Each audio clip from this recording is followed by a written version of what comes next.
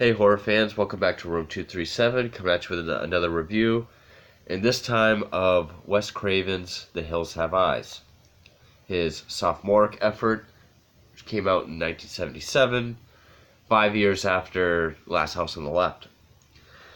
And it sort of has a similar premise where,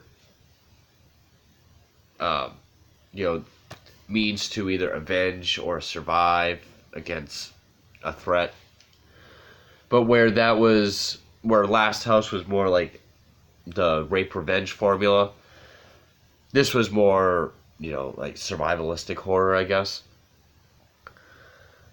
And I'm sure the remake helped, but I'm sure most people know the story of this, where family driving through the desert, they car problems, and then there's this inbred sort of mutated family that lives in the hills that are watching them, stalking them, eventually attack, kill some of them, and then they have to survive with little to no resources. Even more so because they take the baby and, have to get the baby back and manage to survive in the middle of nowhere.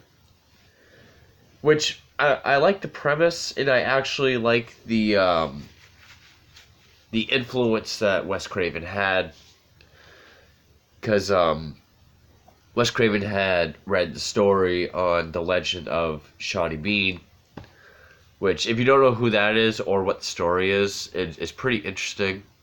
It's like a 1200s kind of figure where this guy is a serial killer who started a family and then, which grew into this community, all inbred, all mutated, cannibalistic, and, when they found out, or when they got caught, the community had this big execution party and became just as depraved as they were. And I think that was Wes Craven's angle. I know he said something along those lines of, how far will we go to survive? Like, will we become just as depraved and animalistic as the threat imposed on us? And I sort of think that the idea or the influences is more interesting than the film itself. I understand that, Craven barely had any money when he made this. Because he obviously was not big name Wes Craven that he would become at this point. And, I understand that it was filmed in the Mojave Desert. It was very difficult shoot. The ending I sort of have a problem with.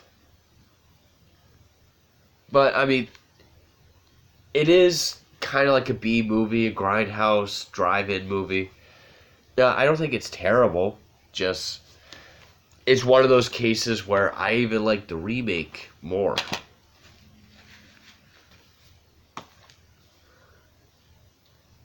There's not too much to say about it because it is that simple of a story.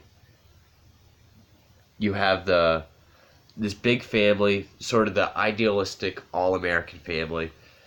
The mother, the father, their three pretty much grown-up kids. Oldest daughter is with her husband, their baby, and their two dogs. And you do get a little bit of a backstory. Because, of course, they stop off at the gas station.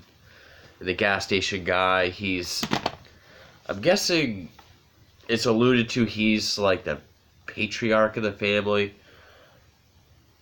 who sort of helps them acquire people, and they sort of give him valuables or whatever.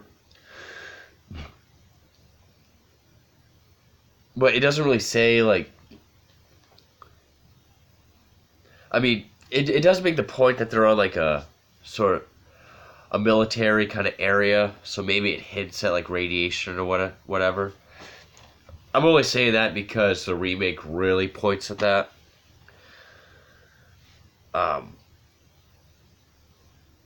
Yeah, I actually saw this after the remake. The remake came out, I was in like 8th grade, in 2006, and I had no idea it was a remake. Then I found out it was, and I saw this, and yeah, I was already a big fan of the remake. Um, yeah, I'm pausing because I don't really know what to say about it. I just got done watching it. I mean, like some of the acting is kind of, especially with the dad of the mutants. Well, all the mutants are named after the planets. Uh, Michael Berryman plays Pluto, probably the most memorable one.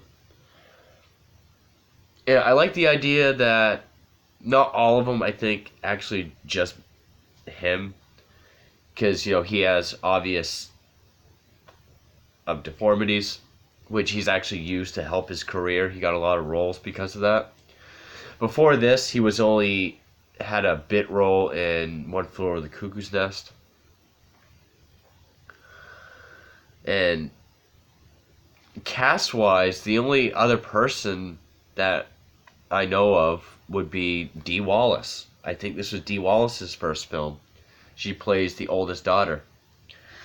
It is kind of a slow build-up. It doesn't really build dread the way that the remake does.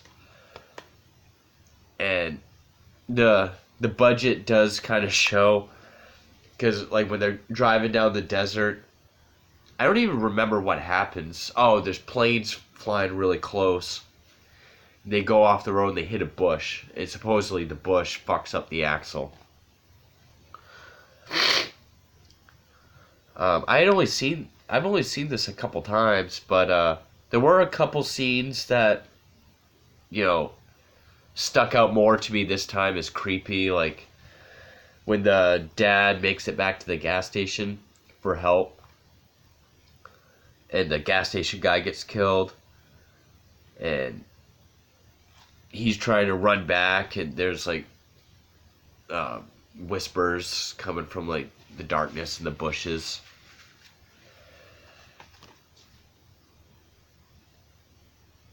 Some of the some of the acting, like actually one of the mutants is played by Peter Locke himself, and Peter Locke's the producer. He plays the mutant Mercury, and he has this weird little spiel about telling a joke to Papa Jupiter. And he's like, maybe I'll get to eat their toes. Sort of a weird line. But yeah, I mean, it does kind of follow the same thing as like Last House on the Left. Something bad happens, and then the family has to fight back. Only more survival in this one. I know in my Last House on the Left review, I said I wasn't the biggest fan of it, but it kind of grew on me. I am a bigger fan of Last House than this film. I don't hate this movie. I don't hate it at all. I do, and I don't really know. Sort of mixed feelings on it. The best part about it, though, I will say, was even though the the budget was low, when there are blood and gore effects, as little as they may be, it does look good. It does have, especially like when Dee Wallace gets shot, it's like that bright red blood, like Italian blood, like you see in Italian films. Or when Pluto is attacked by the German Shepherd Beast and his Achilles tendon is all fucked up. But I do have a problem with the ending, and I think that is because, maybe not entirely, but because where this film has a whole third act that it adds on, this ending feels very anticlimactic.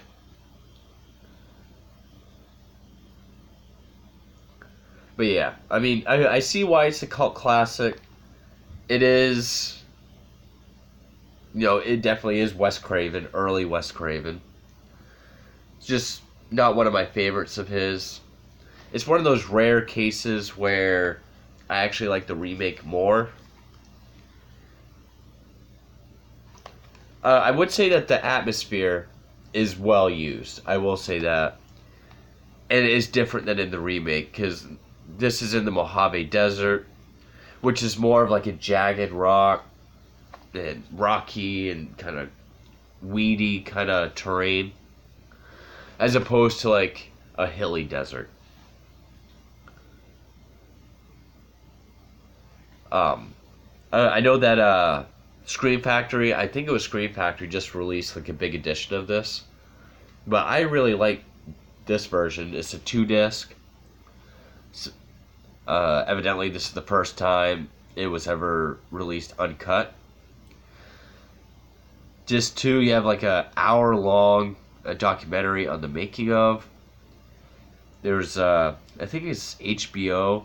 There's a program called The Directors, and the Wes Craven episode is on here. It's like an hour-long special on his whole career. Then a bunch of other things. But yeah, Hills Have Eyes, I mean, it's enjoyable for like the grindhouse B movie that it is. But other than that, it's not really my favorite Craven film. And one of the rare cases where I would say the remake is better. Yeah. Sorry if I seem kind of off or pausy or don't really know what to say. I took a Benadryl earlier, so maybe I'm not totally with it. But so I'll probably just cut it right there. I definitely have more to say about the remake, so stay tuned for that. But anyway, if you didn't stick to this video, I don't blame you. I'm not on top of my game today. But anyway, thank you.